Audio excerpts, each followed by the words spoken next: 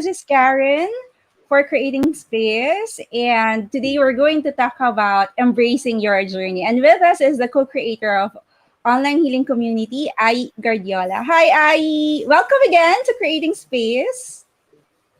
Hi, good evening. Thank you for having me again. Thank you for being here. Ayyi is a meditation practitioner for 3 decades. She's also a development professional, a training organizer, and a facilitator for 15 years, an angel intuitive for 8 years, a pranic healing and arhatic yoga practitioner for 7 years, and recently she became a certified access bars practitioner. Hindi ka mahilig mag-aral, Ayyi, no? Masyado. Madami pa nga hindi kasali dyan. Yan lang yung pinaka-relevant. Yeah, you like studying. You're always learning. And so today we're going to talk about our journey. And what's interesting today is this is going to be a conversation, which means I'm going to answer some of the questions. Yay! Excited that I get to talk to. So there. I'm not just going to ask questions. Hi to everybody who's joining us. Thank you, Michelle, for joining us. Easy dogs. Camille and Shell. Joanne. Hello, thank you for joining us. Please feel free to join the conversation. Feel free to ask your questions to Ayyi. But first question, what's your best move in terms of personal growth, Ayyi?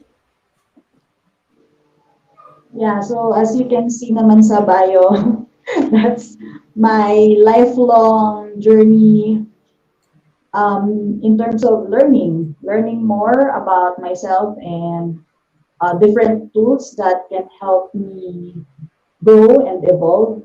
So that's my best move so far, to never stop learning and keep applying what I've learned. Yo. Right, continuous How about you, Karen? growth. First, I felt my best move was when I started meditating because Oh, that helped me with concentration because I love to do so many things prior to yes. meditation, but I was doing like 10 things all at the same time. And at that point, parang I wasn't thinking, oh, well, that didn't work, but I was still doing that. So the meditation really helped me. It helped me focus my energies. So that's my best move in terms of personal growth. And until Yeah. now, it's a practice that I've been doing. Ikaw, since 5 years old, di ba, you've been meditating na? Estimate lang yun, siguro mga 5, 6, 7. Kasi si mama yung first teacher ko. So she taught Because me, yeah, that's interesting. You're very young. I actually started meditating. I was 29 already. How was that wow. experience for you to start at a very young age? And you went to India at 9 years old, diba? Yeah, when I was a teenager, kasi bit-bit ako ni mama palagi. So I was lucky to have experienced all that. So how was it? It was very, very, very, how do you say that? Nourishing, soul nourishing. And because of that practice, I learned how to be more reflective, and I learned how to be more calm and relaxed when I needed to. So, and like you, I learned to focus because I think we're similar. We're multi-potentialites, so we really are interested in most everything, almost everything. So it helps me stay focused and grounded and calm. Right. It's interesting that you started your spiritual journey at a very young age. So, what's your most profound Yeah. spiritual experience? Wow. Yeah. So I I mentioned this before during my first interview, creating space. That's my most profound experience was back in October 14, 2010 at 4 a.m. in the morning, because I can still vividly remember that I was with a friend and we went stargazing, quote unquote, at 4 a.m. in the morning in Songpo. That's the indigenous community of the Talaan Dig. So we went stargazing, we went outdoors to go stargazing. And then when we were in the middle of the grounds in front of the Peace Hall, there were natural noises around, like ambient noises. So on the right side, there were um, artists drumming, and then there was a radio that was on. And but what's interesting about that time was there was no wind, so it was absolutely quiet. You can just hear the crickets chirping, and so everything was so still apart from the radio and the drumming of the artists. Then suddenly a tree branch fell on the roof of the stage, and right after that branch dropped, something very unexplainable happened. So parang sa if you remember cartoons or anime shows where the lead character would transform. It's something like that, like a gust of wind would suddenly envelope the character. Then it went from our feet down up to our heads and then away from us. And the experience was, both of us were totally quiet at that moment. We couldn't understand what was happening. And then we started crying. We don't even know how long it took. The only thing we knew was that at that moment when the wind was going around us, all the ambient noises stopped. It's like time stopped. So it's like when you're watching TV and you pause the show, parang everything was at a standstill except for us and the wind. And the most significant part of that was me personally. I felt as if I was part of everything, not just, I'm not just beside the tree, I was the tree. And I can even feel the river that was several meters away from us.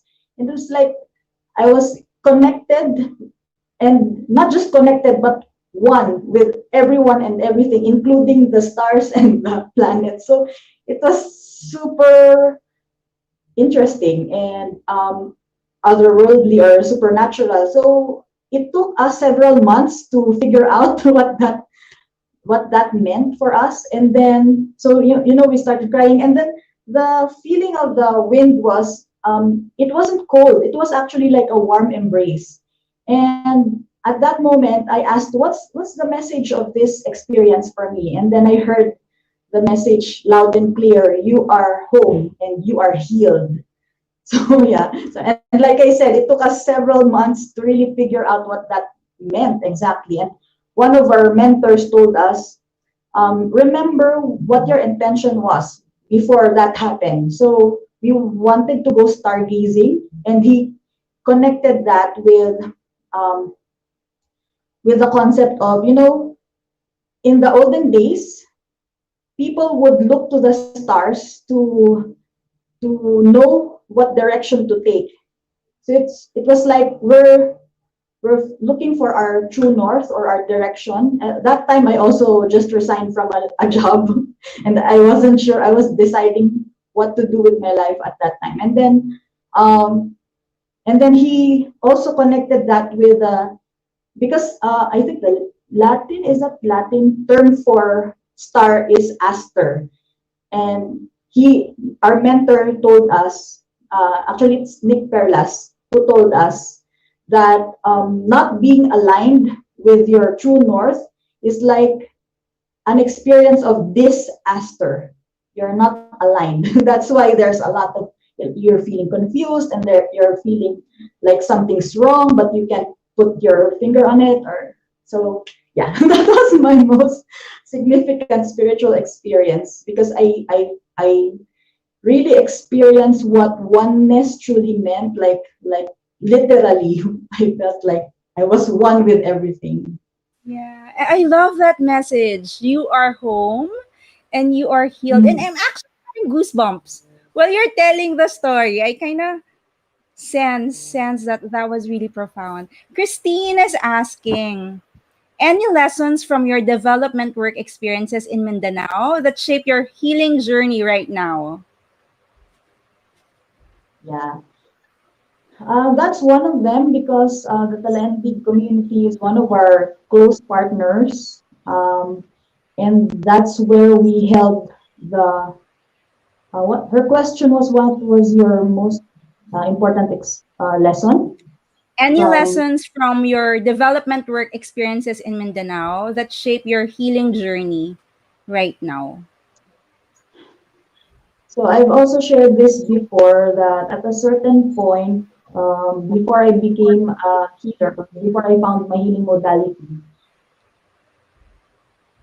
it was so interesting for me to observe and to witness, keep witnessing over and over again, despite who I came into to contact with, whether it's women and children and men from the communities, or it's the uh, chief executives, like the leaders in government, or our foreign funders, even my among my colleagues. So everyone is in need of healing in one aspect or another.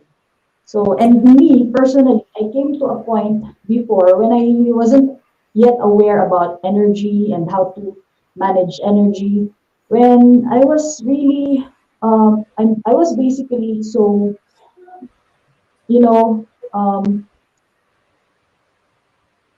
I was so burnt out. And to the point when one time I was at one of the evacuation camps, doing psychosocial response for Sendong survivors. And right after one session, when I arrived, actually, uh, when I stepped into our vehicle to go back to our barracks, to our staff house, I really broke down. I started crying a lot because first I was physically so tired, and then like mentally, emotionally, because that was just one of the concerns we handled, and not including, we were also ceasefire monitors in the conflict areas, and we also had internal problems within our organization. So, and I also had personal issues. So, it's like it was really a reminder for me that um, in order to be an effective healer and an effective community worker frontliner, you need to take care of yourself first. And I wasn't taking care of myself because I felt like, everyone else should be my priority except for myself. And I didn't realize the importance of self-care until I got burnt out. And yeah, I wasn't effective anymore. Like I would be doing relief work, and I would just be like a zombie. Like I didn't have feelings anymore. When in those kinds of situations, apart from the physical help that you're giving, what's more important is your healing presence, as we say in pranic healing. Your beingness, your healing presence, how you're being with other people, especially those who just survived a very serious traumatic experience. So that was what I really brought with me. That's why until now, although I've gone freelance in terms of the in terms of my work, your what we call the day job, quote unquote. But I still make sure that I will be working with communities in one way or another. So I still continue to help out in whatever way I can with various groups. Yeah. I resonate with you when you say everybody needs healing. That's so true. And like you said, especially the ones who are the frontliners, the ones who are doing relief efforts, the ones who are helping everybody else. At saka, di ba your cause, mothers, you really feel that mothers need all the help especially at this point. Yes, now because Yeah, multiple burden is still a lived reality among women, and I know that for a fact because even my closest friends are experiencing that. that's true. The multiple burdens on women. And what's your biggest mistake? Your journey that you've made and your journey to self mastery. If you can Yeah, share. so basically, to in a nutshell, my biggest mistake has been betraying myself in order to please other people. Like, for example, I would not agree with how something or someone wants to do something, but because I was trying to fit in or I was trying to be the good girl, I would still say yes, even if I wanted to say no. Mm, And during the times when I experienced failure, instead of having my own back, I would even berate myself over and over again for that mistake. And it's like, so parang, para akong kumakampi dun sa, ano sa akin, sa right, person na right. nagko-criticize sa akin. So, it's not totally unhealthy because Right. you're the only person who you're with 24 hours a day. You're the only one who has your own back. And if you don't do that, you're betraying yourself. Yeah. I resonate with that. Because sometimes me also, I call it monsters in my head. Like there's the ones that's loudest. The loudest monster in my head for a long time was you're not good enough. You're not good enough. And sometimes I listen to that monster. And I agree with you. Every time I listen to the monster of not good enough, I feel that you're right there. I betray myself. At saka, I don't have my own back. Pero why is it so easy, no? To actually berate ourselves. It's so easy to put ourselves down. Well, for one, maybe we were, people like us who grew up playing the role of the good girl or good person, we're not expected to express our anger or frustration. So we take it upon ourselves to keep up that facade. So yeah, if something does not align and agree with how others expect you to be, then you go against yourself in order to be consistent with your identity. Right. That's what I learned. Yeah. So we choose to keep the facade, but we betray who we really are, no? Exactly. That's true. Oh, yeah, on that note, what message will you say to your younger self? Wow. Yeah, I would tell myself to just take it easy and don't be too hard on yourself. Everyone makes mistakes and everyone grows through these mistakes. That's part of the journey. And Right. actually, those people who have failed so much or has failed a lot of times, even in business, they are the ones who are more or most resilient, and they're the ones who are the wisest. Yes. Yes. I completely agree. I will tell myself And the same thing. they're the ones who are It's okay to more fail. compassionate. Yeah, Yeah, we what become more compassionate because we know exactly how it feels like to be in that position. right, right. There was a time when I couldn't actually forgive myself because I'm not perfect.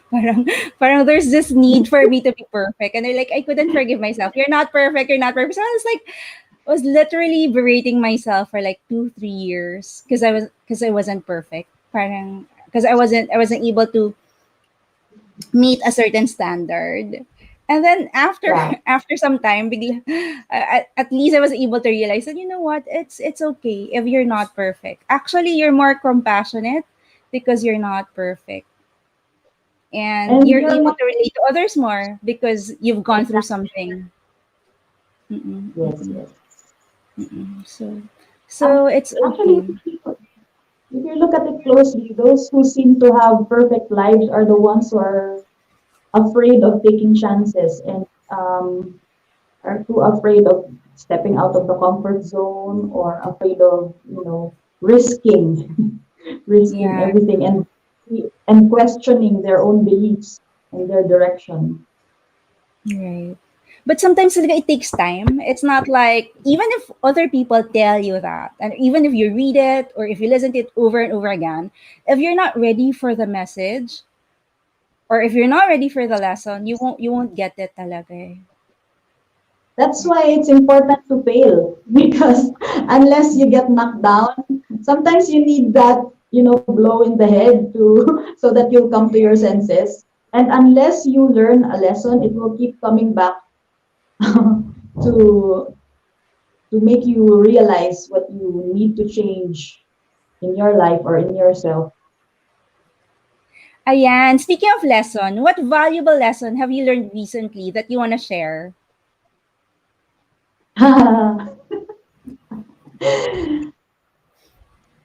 um, the most valuable lesson I learned is the importance of being myself Yeah. because nobody can be me. I have my own unique experiences and journeys. And yeah, for example, as a healer, what the value that I can bring to the table that I feel a lot of healers might not have or might not be able to offer is my rich experience in working with the communities and having experienced a lot of all these trials in the context of culture or in the context of community building. So I used to think that when I became a healer, I should leave that quote unquote past life behind. But last year, I realized, especially during the pandemic, that that's actually what makes me unique as a healer because I can I can really relate with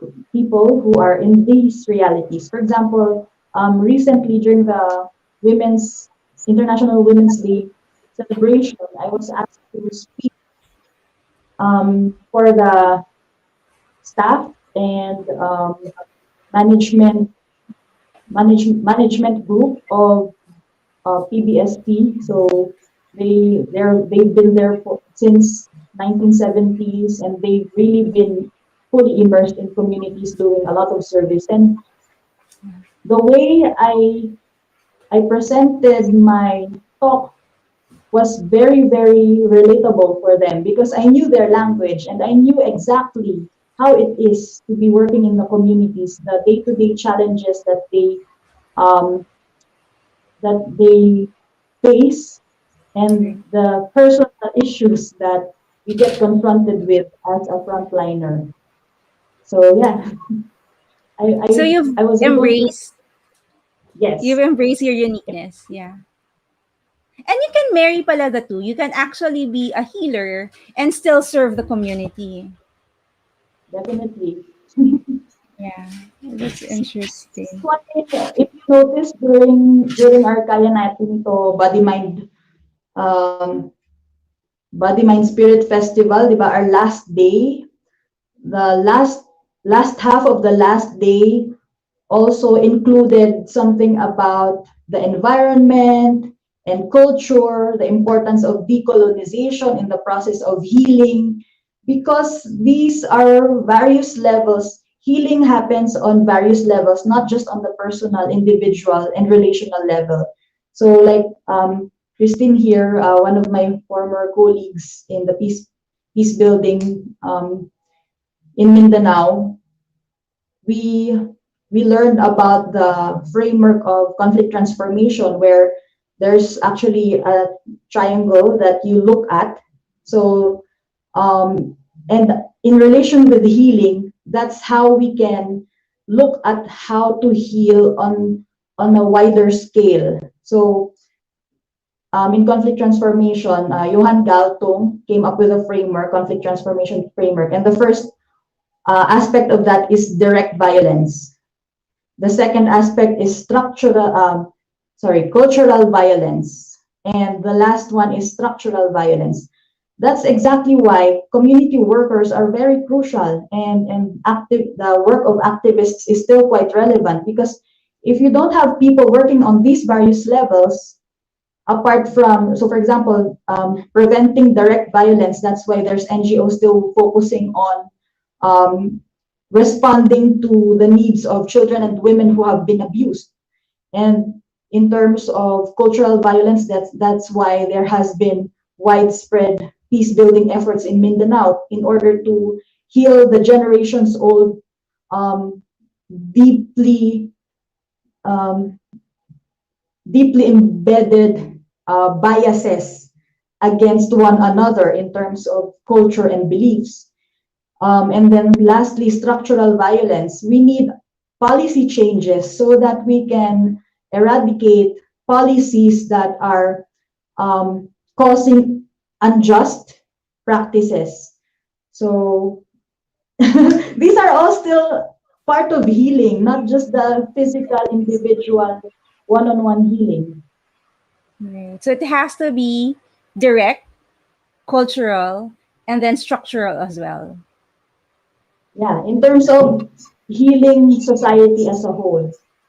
Right. Although there are also energetic ways to do healing so that you can heal intergenerational issues.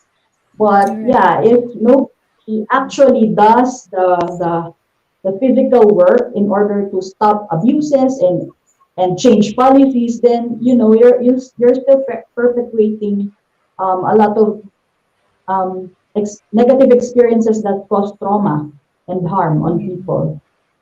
Yeah, that's true. Speaking of change, how about the change for yourself? What helped you in terms of personal change and personal mastery? Like if What because helped you've me? studied so many things, you're into Yeah, pranic healing, you're an access bars practitioner, you're also a crystal healer, and you've studied many other things. But what do you think really helped you in your journey? really applying what I learned and practicing what I It's learned. true. Because as long as it stays on the cognitive level and you don't practice it, it's like how other people would describe it is holding a map or knowing the map inside out is different from actually being in the territory, like walking the territory. Right. Because as long as your knowledge stays on the cerebral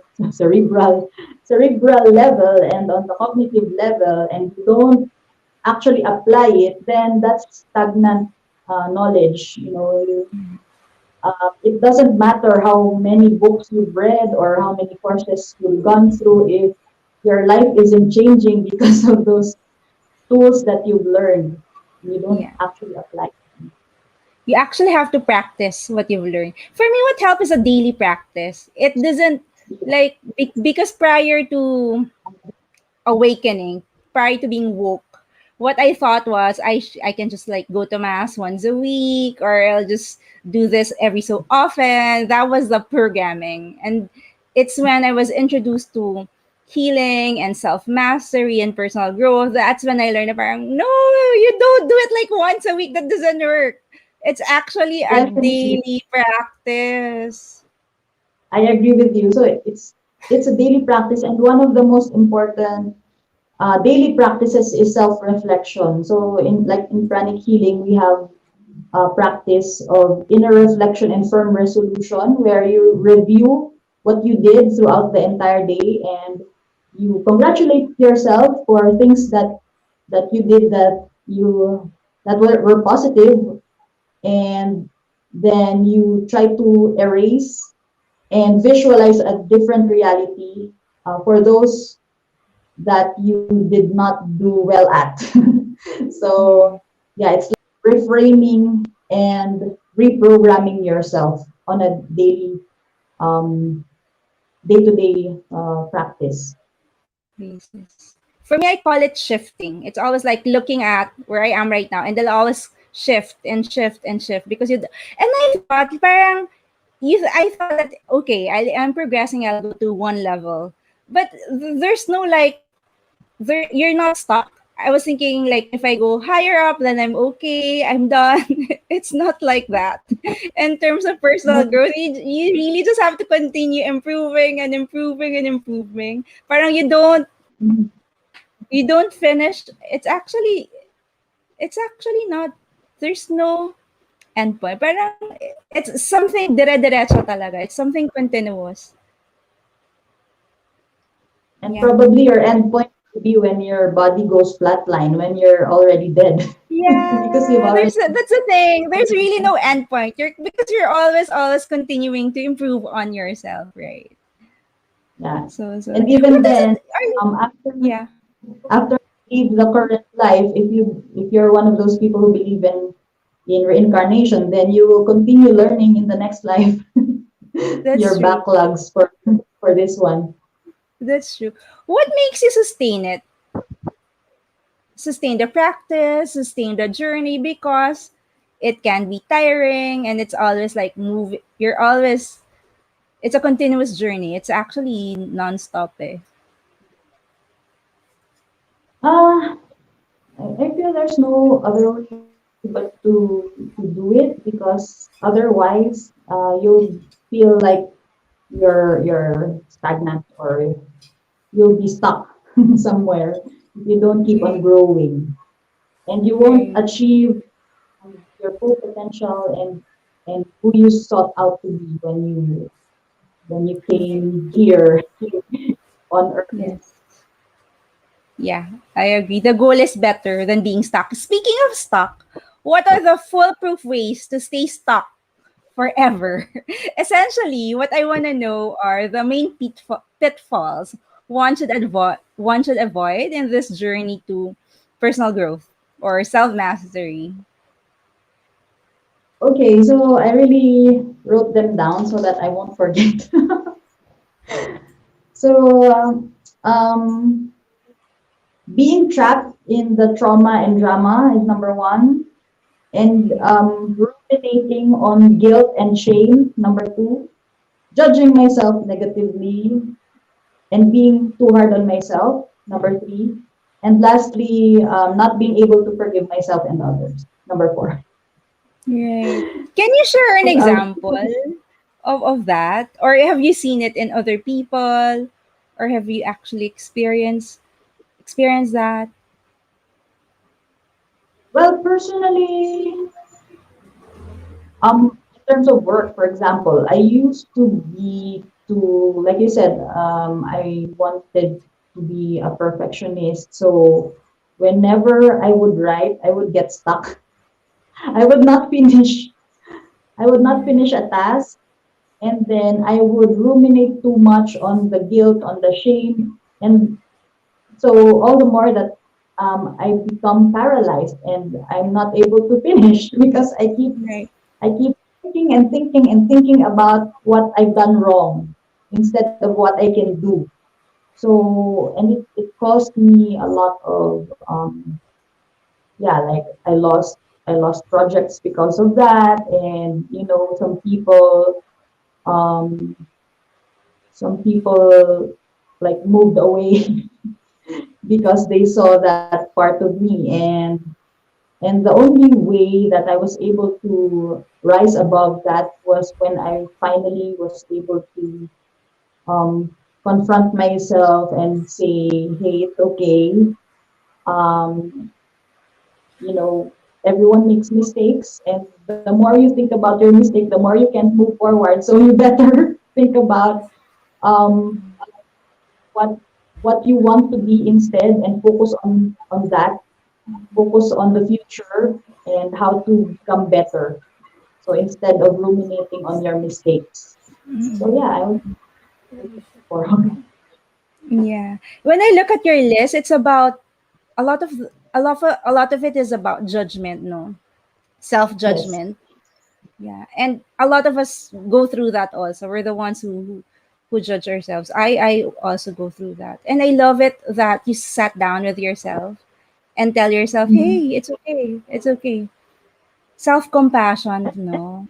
what's interesting about that is when you're, for example, when you're experiencing something very negative, um, and you're trying to be positive so that you won't be paralyzed and you can keep moving forward, other people would feel that you're being in denial and they would keep hammering into you what you've done wrong. So in cases like that, you really have to yourself and have your back, and just keep showering yourself with compassion and self-forgiveness because uh, otherwise you will just be stuck in the Yeah. rut. We have a question from Stacy. Ano po mga steps para mag-heal? Wow, mahaba yan. But That's yeah, a long, yeah. so some I very guess important probably aspects. first two steps. Kasi if I think Yeah, you know what, Stacy, it's actually a journey. It's not like you yeah. go one, two, three steps and shing, you're healed. Not like that. It's actually you go through the And, and it's a whole run. different journey for every person. So Yeah. that's why at online healing community, we don't just subscribe one formula for everyone because everyone has their unique perspectives and preferences. So, for example, others would resonate more with art therapy, or another would resonate more with music, sound healing, or movement therapy, and others would love psychotherapy, or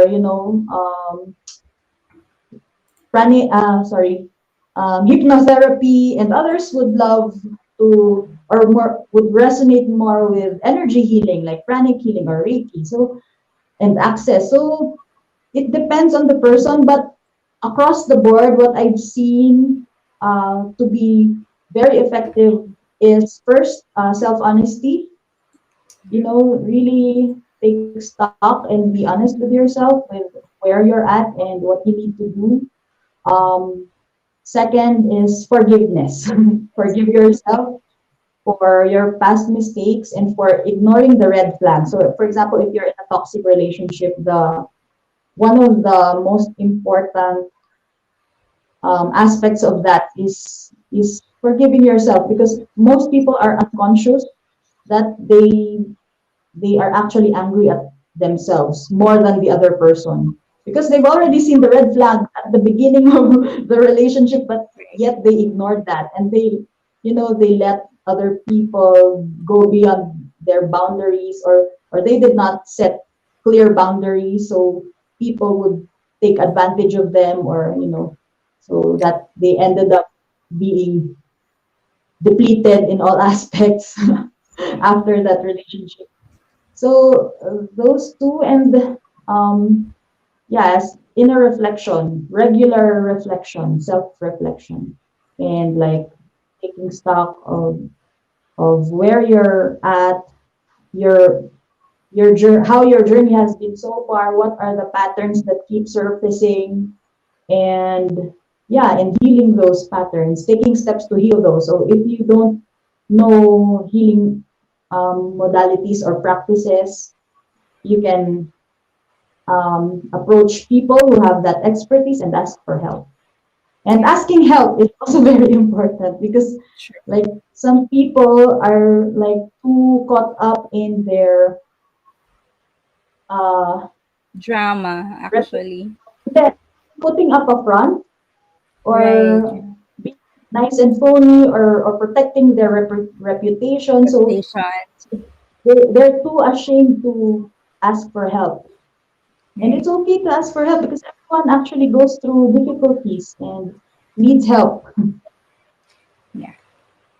For me, what really helped is really acknowledging that I need healing.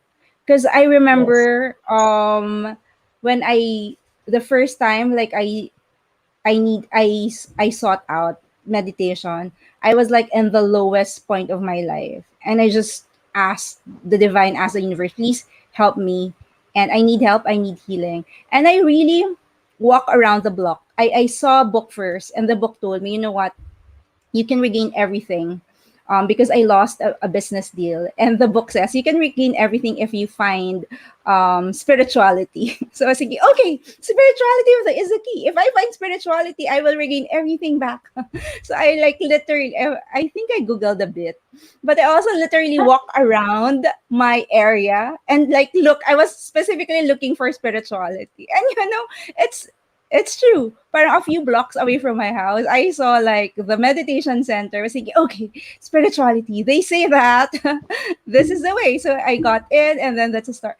That's the start of the journey. If you asked for help, actually, even if it's to the divine, if it's not specific to a person, something will show up, and it's so interesting what shows up. Oh, speaking of showing up, we actually have a retreat coming up. We'll share with you. It's going to be this Holy Thursday, and um, for the youth retreat, if you can see, that's going to be April 1 to 2, Thursday and Friday. And for the adult retreat, that's April 3 to 4. Only if it resonates with you. If you feel light and comfortable to do that. It's going to be an experiential retreat. That's why we're so excited about this. It's not like you're not going to sit down and listen to a lecture. It's not going to be like that. You're going to do creative activities. You'll go into reflection. There will be meditation. I want to share what you're going to do for the retreat. Yeah, so I will facilitate pranic healing. Karen will first facilitate. I think that's a creative activity to help you identify your limiting beliefs and patterns. And right after that, as soon as we identify those, I will help you clear those blocks. And then right after the pranic healing session, I will also pull out a card for you so that you will be guided through the angel messages. Yeah. So if you resonate with that, we'd love to have you at the retreat.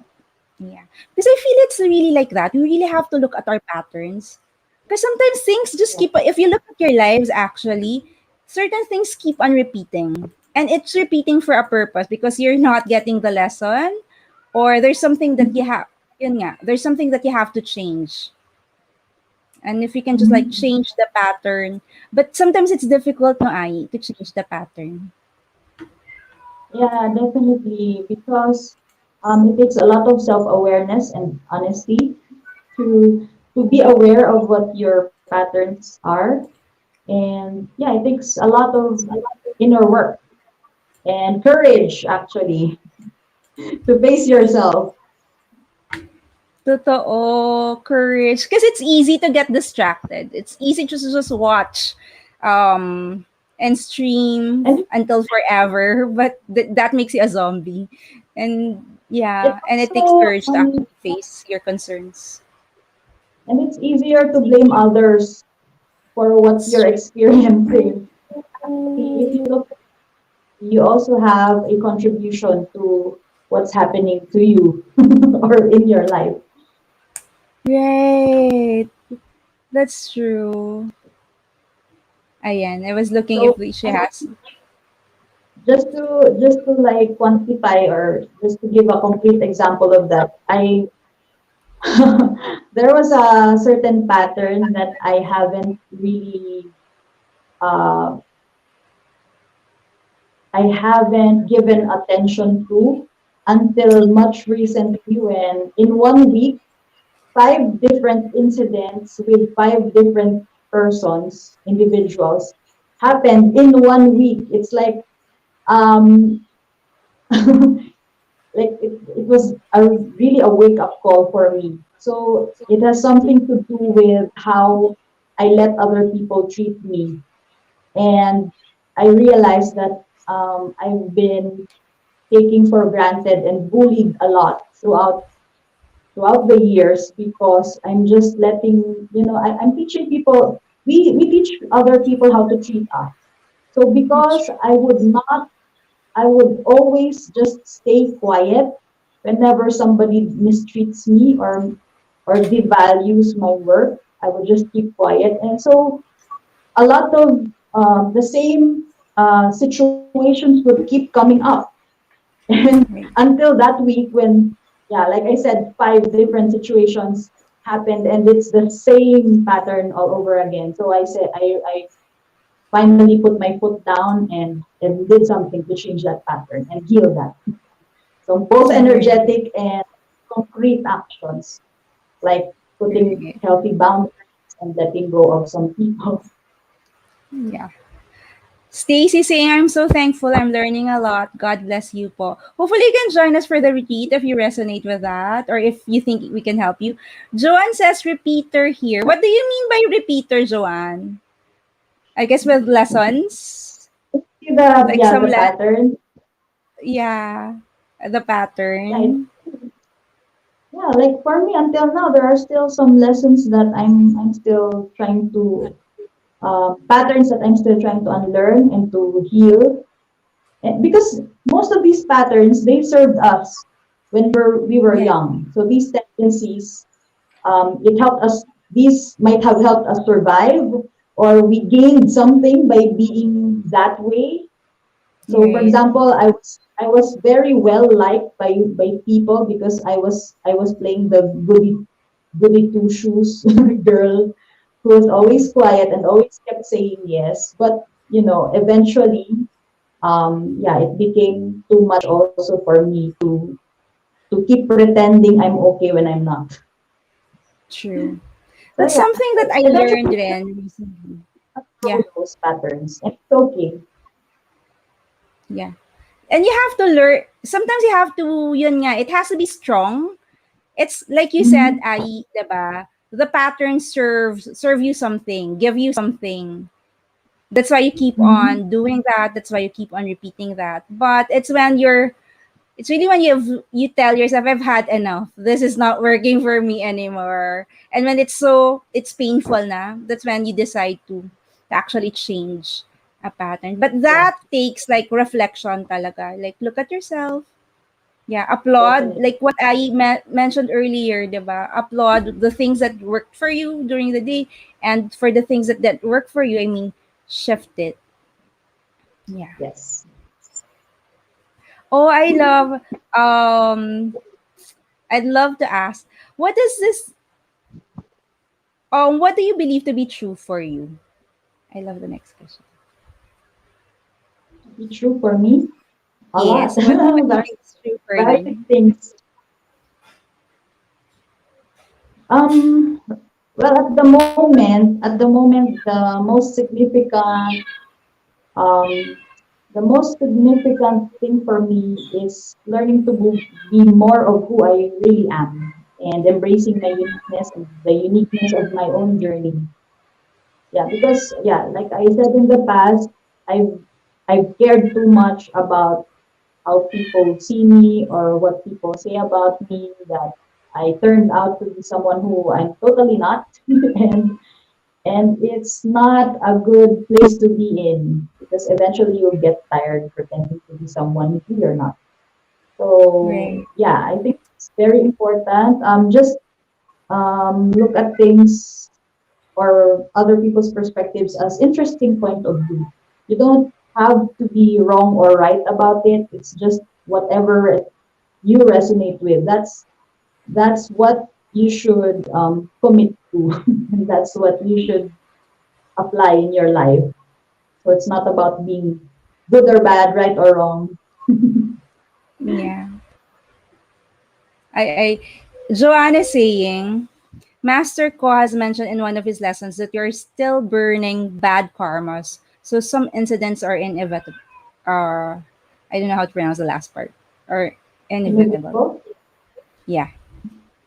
Yes. So if we also consider the concept of karma, then whatever we plant is what we harvest. So if we've planted some negative seeds in the past, like seeds of injuriousness and seeds of dishonesty, for example, we'll eventually have to harvest that. And so, yeah, that's why these kinds of challenges and obstacles also happen to us. So true. So there's a lot of things actually to talk about in terms of embracing. embracing one's journey. But how do you encapsulate, if you are going to encapsulate everything, what have you learned so far? What's the, if you're going to put everything together, like what's the most important wisdom you've learned in this journey so far? Yeah, something I learned also through Nick Perlas. In our in mission, our group, we always emphasize on the importance of balancing inner work and outer work. So, for example, if you have a business or if you have a project, the the success of that business project or your family greatly depends on your inner condition. That's why inner work is very necessary. But at the same time, let's not get stuck on the blissfulness of just focusing on our own illumination, because in pranic healing, our founder, Grandmaster Chokoksui, would always say, what's the use of having big chakras if you keep meditating and meditating and meditating and you have all these wonderful, colorful, big chakras? So what? what then? So it's important to balance your inner work with outer work, so that you really are able to also live out your life purpose by grounding everything you learn through a concrete initiative. It doesn't have to be a very big initiative. It can be something personal to you, as long as you ground all your learnings into a concrete action, or what we call service. That's the most important thing I've learned so far. I love that. That's something that you've taught me also. Remember you talked about the lemniscate. You can't just like, sometimes the lemniscate is like an infinity symbol. And sometimes if you're on a spiritual journey, you're high up. Nandun ka sa taas ng lemniscate. So, sobra kang high and you want to stay there. But the goal is to actually go down and share what you've learned. And then when you go, and when you do that, you go up again, and when you learn again, you have to go down and share what you've learned. And I really really love that model. And that's But in why the, in the lemniscate process, it's also discussed why trials and challenges are very important, because it's part of our inner purification, so that we are able to let go of and burn and grow out of old limiting negative patterns that no longer serve us, so that we can grow and evolve into who we are meant to be, to live right. out our purpose on earth. I completely agree. So again, I'd like to invite you to our youth retreat this April 1 and 2, and then our adult retreat this 3 and 4. Because what we're sharing in that retreat is something we've learned, so it's easier for you. Like, personally, I've gone through the spiritual path for the last 12 years, and after the 12 years, I've realized, you know what, there's an easier way to do this. It doesn't have to be really, really that hard. There are easy tools to go through this, and that's what will teach you. And then Ayi will help you with the healing sessions as well. Mhm. So hopefully you But can join us. Yes, Ayi. Is there anything else you wanna say? yeah, I think the what you're mentioning, the importance of mentorship, or in spiritual paths they would say having teacher, spiritual teacher, Yeah. because these great beings and these great individuals have already done a lot of trial and error on their own paths, and they've come up with certain effective tools to help people go the safer way, kumbaga, so to speak. So that's also why it's important to, or why, for example, me, I love joining workshops and learning various tools, because these have already been tested and proven effective. So yeah, in the upcoming retreat, we will also um, use and teach some of these tools to help you in your own journey. Yeah. So hopefully we can see you there. So we'll wrap up. Usually end the interview with a short reflection or meditation. So I'll lead for today. We're going to practice Ho'oponopono. In Ho'oponopono, there are just three simple phrases that you'll have to tell yourself. Like Ai talks about self-compassion. So we'll tell ourselves, I'm sorry, please forgive me, thank you, and I love you. So we'll just practice that, tell ourselves that for three times. Okay? So sit, close your eyes, and breathe in and out. Just focus on your breathing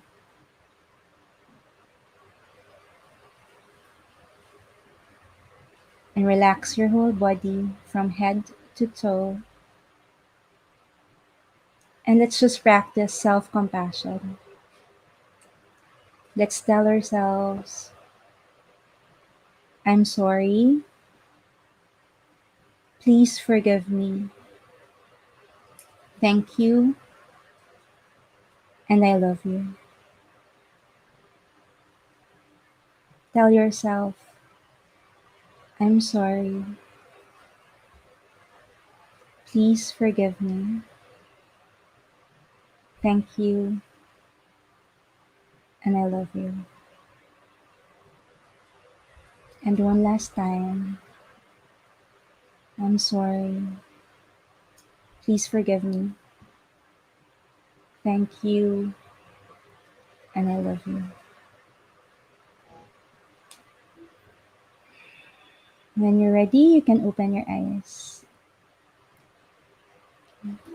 Ayi, final words for everybody watching and listening. Be you and change the world. I'm borrowing that from Dr. Danger of Access Consciousness. Yeah. I love that message. Be you and change the world. Okay. So that's our message. That's I's message for you today. And please remember that. Hopefully, we'll see you soon. Okay. Bye for now, everybody. Thank you for listening. Thank you so much, I, for being here today. Thank you, Bye. Kat. Bye.